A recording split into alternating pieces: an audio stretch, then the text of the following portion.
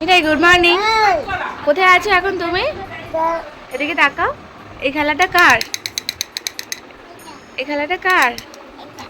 কার এটা? এটা কে কিনে দিয়েছে? পিসেমশাই। ভালো, খুব ভালো। বাপরে, এবার তুমি খাওয়া দাওয়া করবে তো সকালে? এখন কোথায় আছো তুমি? উঠে বসো। গরু কোথায় আছে দেখাও তো একটু। কোথায় আছে দেখাও। দেখাবে তো? ওই তো ওই দিক দিয়ে দেখা যায়, এদিক দিয়ে দেখা যাবে না, ওই দিক দিয়ে দেখা যাবে।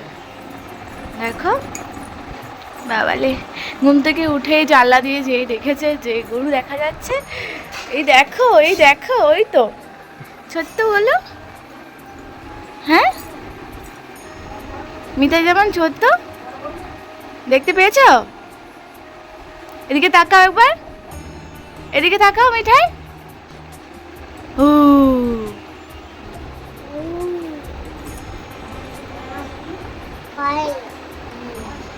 হাই বলে দাও সবাইকে একবার।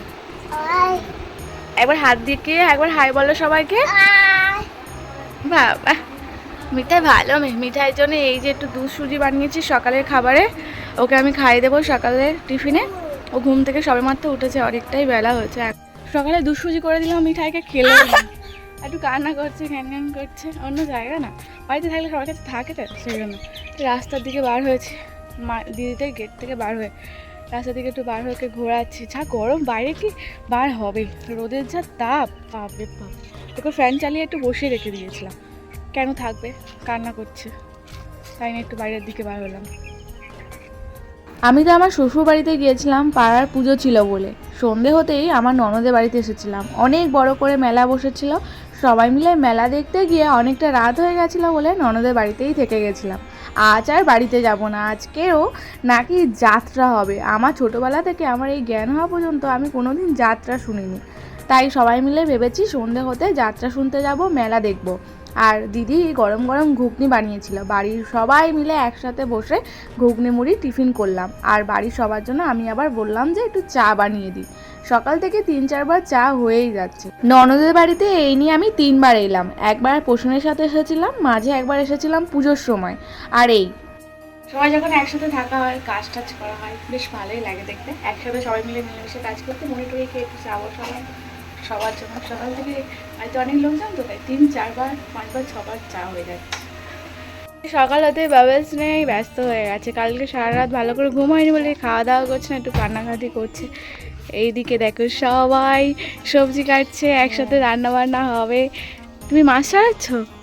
চিংড়ি মাছ ছাড়াচ্ছে, এদিকে লাউ কাটা হচ্ছে, সবাই সবাই কাজে ব্যস্ত। এই লাউয়ের খোলা খেতে হেভি লাগে জানো তো, বলো? ছোট ছোট করে কেটে ভেজে সবাই কাজ করছে, আর আমি বলছি, আমাকে বলছি যে মিঠাইকে ধরো, কোনো কাজ করতে হবে না। মিঠাই না একদিকে খুব ভালো, ও সবার সাথে ঠিক অ্যাডজাস্ট করে নেয়, সবার সাথে মিলে মিশে ঠিক থেকে যায়, কান্নাকাটি করে না। আমি বলি দাও তো, আমি তো বাড়িতে মিঠাইকে রেখেই সাথে করে কাজ করি। আর ওর দাদারা রয়েছে, ওকে ধরবে, আমি কাজ করব তো কী হয়েছে। তাই জোর করে এই মিক্সচারে বললাম যে আদা রসুনগুলো আমি মিক্স করে দিচ্ছি। কী করেছিলাম জানো তো, মিক্সচারটাই আমি নষ্ট করে ফেলেছিলাম। অনেক দিন ধরে মিক্সচারটা ব্যবহার হচ্ছে, আর কিভাবে কি হয়েছে, ব্লেডটা খুলে চলে এসেছিলো। আমি ভাবলাম যে জোর করে কাজটা নিয়েও আমি সর্বনাশ করে ফেললাম। আমি বাড়িতে কিন্তু সবসময় মিক্সচারেই সব কিছু মিক্স করতাম। কিভাবে কি হয়েছে, মেশিন তো, কোনো জিনিসপত্র কখন কি হবে কেই বা জানে। আদা রসুন পেঁয়াজ সুন্দরভাবে আমি মিক্স করে নিলাম। আর দিদিরা আজকে কাঠের জালে রান্না করবে, অনেকজনের নেমন্তন্ন রয়েছে, মাছ মাংস সবজি সব রকমই রান্না হবে। এদিকে রান্না হোক। চান টান করে রেডি হয়ে নিলাম, মিঠাইকে ঘুম পাড়িয়ে দিয়েছি। কালকে তো ভালো করে ঘুম হয়নি, সারাটা রাত ও মানে এপাশ করছে ওপাশ করছে, ওরও জার্নি হয়েছিল আমার সাথে। আমি আমার শ্বশুরবাড়িতে গেছিলাম, শ্বশুরবাড়ি থেকে এলাম, এসে আবার এই দিদিদের বাড়িতে। আর এই যে শীতলা পুজোটা হয় আমাদের ওখানেও হয়, 2-3 জায়গায় একটা তিথি ধরে তো হয়, সব জায়গায় হয় অনেক বড় করে, দেখতেই পেলে। সব জায়গায় অ্যাটেন্ড করার চেষ্টা করেছি, মিঠাইকে সাথে করে নিয়ে। আগের বছর ও অনেকটাই ছোটো ছিল বলে কোথাও যেতে পারিনি, সুস্থ ছিল। আর আমাদের বাড়ি ওখান থেকে গাড়ি চালায়নি বলে তো অনেকটা রাস্তায় হেঁটে হেঁটে যেতে হয়েছিল বলেই এতটা কষ্ট হয়েছে, নাহলে কোনো হয়তো অতটা সমস্যা হতো না। আর গরমটাও পড়েছিল খুব। চান টান করে রেডি হয়ে নিয়ে দিদিদের উপরের ঘরে এলাম, কারণ আমার এডিটিং করতে হবে, ভিডিও আপলোড করতে হবে। এমনিতেই আমি মিঠাই এখন এতটাই দুষ্টুমি করে, ঠিকমতো এডিটিংয়ে ভিডিও দিতে পারছি, এডিটিংয়ের অভাবে। তো এখন কাজটা একটু নর্মালি ঠিকঠাক আছে আর কি, অতটা কাজ নেই। দিদিদের রান্না বান্না জোগাড় হয়ে গেছে, শুধু রান্নাটা করছে। মিঠাই ঘুমাচ্ছে, তাই নিরিবিলি বলে একটু ছাদে এসে ভাবলাম একটু ভয়েস দেওয়া বাকি রয়েছে, এডিটিংয়ে করে নিই। মিঠাইয়ের জন্য একদম আঝেলা করে একটা তরকারি করে নিলাম, যেখানেই যাই আলাদা করে মিঠাইয়ের তরকারিটা আমি করেই নিই। মাছ নিয়েছিলাম 1 পিস, গাজর লাউ দিয়ে আর জিরে বাটা দিয়ে ঝোল করে দিয়েছি। অনেকটা সকালবেলা ঘুম থেকে উঠেছিল তো ঠিকমতো ঘুম হয়নি বলে চান করিয়ে দেওয়ার পরও ঘুমিয়ে পড়েছে না খেয়ে। তো এবার আস্তে আস্তে সবাই চলে এসেছে, আর এখন তো এক্সাম চলছে তাই একটু বেশি জন আসতে পারিনি, তাই তো দিদিভাই? রান্না বান্না প্রায় সব কমপ্লিট, আমি তো উপরে ছিলাম। মিঠাই ঘুম থেকে উঠে গেছে, তরকারিটা গরম করে নিলাম। আজকে কী কী মেনু হচ্ছে তোমাদেরকে দেখাই। এতক্ষণ ধরে রোদের পুরে রান্না আমি করিনি, কাকিমা করেছে। যাই, তুমি তো জোগাড় দিচ্ছিলে, দুজন মিলে করেছে, সেটা বল। আমাদের শান্ত আমার ছেলে মামি হইতে বলো, তাহলে আমার ছেলে হচ্ছে কি বলো, কি কি রান্না হচ্ছে দিদি বলবে, ঠিক আছে? কি রান্না হচ্ছে তুমি বলো না। অনেক কিছু মেনু আছে। তিতো, এটা কি তিতো? লাউর খোসা দিয়ে তিতো। লাউয়ের যে খোসাটা ছিল সেটা ছোট্ট ছোট্ট করে পিস করেছে। দাঁড়াও দাঁড়াও, আস্তে আস্তে বলতে হবে। ছোট ছোট করে পিস করে নিম পাতা দিয়ে তিতো করেছে। কি দারুণ, আমার এটা হেভি লাগে। এটা দিয়ে খাচ্ছে বেগুন ভাজা, তার উপরে কি সাদা সাদা পোস্ত পোস্ত। আলু ভাজার উপরে পোস্ত দিলেও ভালো লাগে বলো। লাউ চিংড়ি, এটা হচ্ছে লাউ চিংড়ি মাখা মাখা। মাছের ঝাল। এটা মাছ, এটা কি দিয়ে করেছে এরকম গ্রেভি? ওই ইয়ে দিয়ে কি সরষে পোস্ত, হ্যাঁ সেটা এই কালারটা আসছে। ডাল, আর এই ঘন মাছের মাথা দিয়ে ডাল আর চাটনি, মাছের মাথা আর দিয়ে মুরগির মাংসটা এখন উনুনে ফুটছে। চলো এই বসো বসো বসো, সব বসো। শত লাস্টে মুরগির মাংস করবে, তাই এখনো ফুটছে। হ্যাঁ ওইদিকে বস মানুষ। মিঠাই, এই মিঠাইকে তাহলে কি লাস্টে রেখে খাই দিচ্ছি তোমরা? আচ্ছা ঠিক আছে। সবাই মিলে একসাথে খেতে বসে গেলাম। স্যালাড ভাত দিয়ে শুরু হয়েছে, তার আগে আমি মিঠাইকে খাইয়ে দিয়েছিলাম 1 ঘন্টা ধরে। দিদিদেরকে বললাম চলো একসাথে সবাই মিলে খেতে বসে যাই। দিদি বললো যে না, তোমাদেরকে আগে পরিবেশন করি তারপর। আমি বললাম যে একটা দিন সবাই মিলে একসাথে বসবো না, তাই জোর করে আমাদের লাস্টের দিকে বলি যে আমাদের খাওয়ার কাছে তোমরা বসতে দেখি। তিতো দিয়ে ভাত খেতে না খুব ভালো লাগছিল, কারণ ওটা সেই লাউয়ের খোলা চিড়ে ছোট ছোট করে পিস করে নিম পাতা দিয়ে তিতো হয়েছিল। কার ভালো লাগে বলো তো? আমার তো খুব ভালো লাগে, মন তৃপ্তি করে খেলাম। খাওয়া দাওয়া করে উঠতে উঠতে আমাদের 4:30 বেজে গেছে।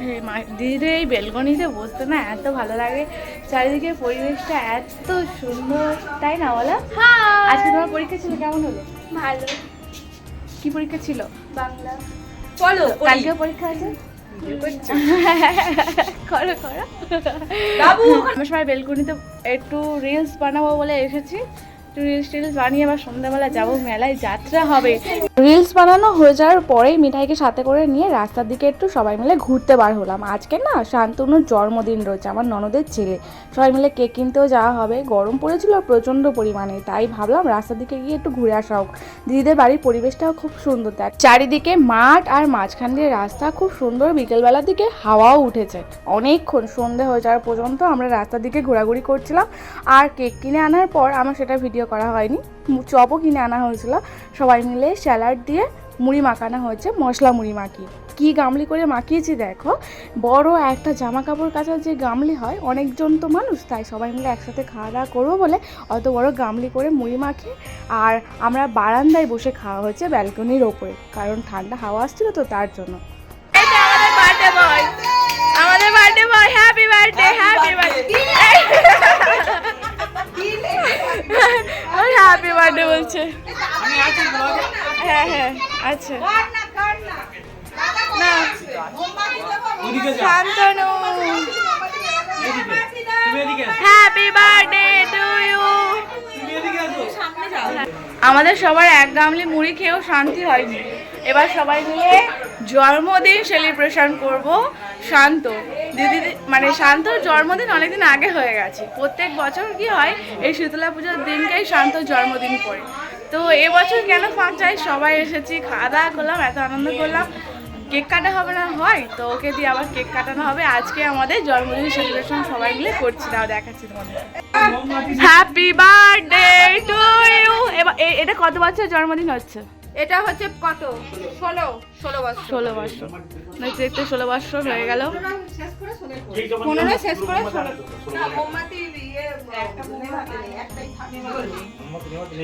না হ্যাপি বার্থডে টু ইউ,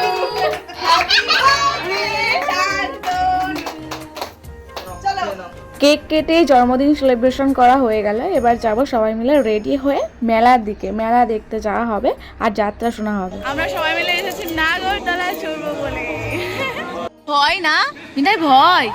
হ্যাঁ হ্যাঁ ভয়। এই যে দেখছে আর কেমন ভাবে, মানে কি হয়েছে? ভয় ভয়।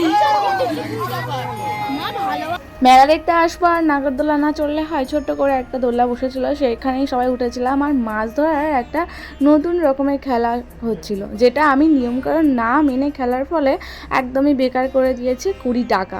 কি বলবো, মাছ ধরার না নিয়মকানুন জেনে একটা জলের মধ্যে দিয়ে দিয়েছিলাম ঝাপাস করে, আর মাছও হলো না, টাকাটাও গেল, খেলাটাও বরবাদ হয়ে গেল। কিন্তু খুব এনজয় করেছি সবাই মিলে একসাথে।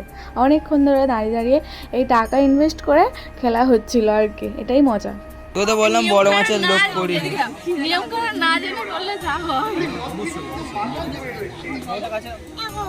মেলা দেখতে আসার এটাই আনন্দ। বাইরে এসে আমরা কিছু খাওয়া দাওয়া করিনি, সারাটা দিন এত আনন্দ করে খাওয়া দাওয়া করা হয়েছে। তো বাইরে খাওয়া দাওয়া না করে ওই যে নাগরদোলা কোথায় খেলা হচ্ছে এসব করে সময় কাটিয়ে দেওয়ার পর যাত্রা হচ্ছিল। যাত্রার মধ্যে না অনেক কিছু শেখার বিষয় রয়েছে, হয়তো অনেক লাইটিং থাকে, অনেক মানুষ, আবার তার মধ্যে ওরা যে কথাগুলো বলে সেই কথাগুলোর মধ্যে অনেক যুক্তি সম্পূর্ণ থাকে, বাস্তবে যা হয় সেইগুলোই দেখায়। সবাই মিলে এবার বাড়ির দিকে চলে যাব, অনেকটাই রাত হয়েছে। এই যে কত লোকের ভিড় দেখতে পারো, আমি আমার লাইফে এই প্রথমবার যাত্রা শুনলাম, খুবই ভালো অভিজ্ঞতা। তোমরা অবশ্যই দেখে কমেন্ট করো। টাটা।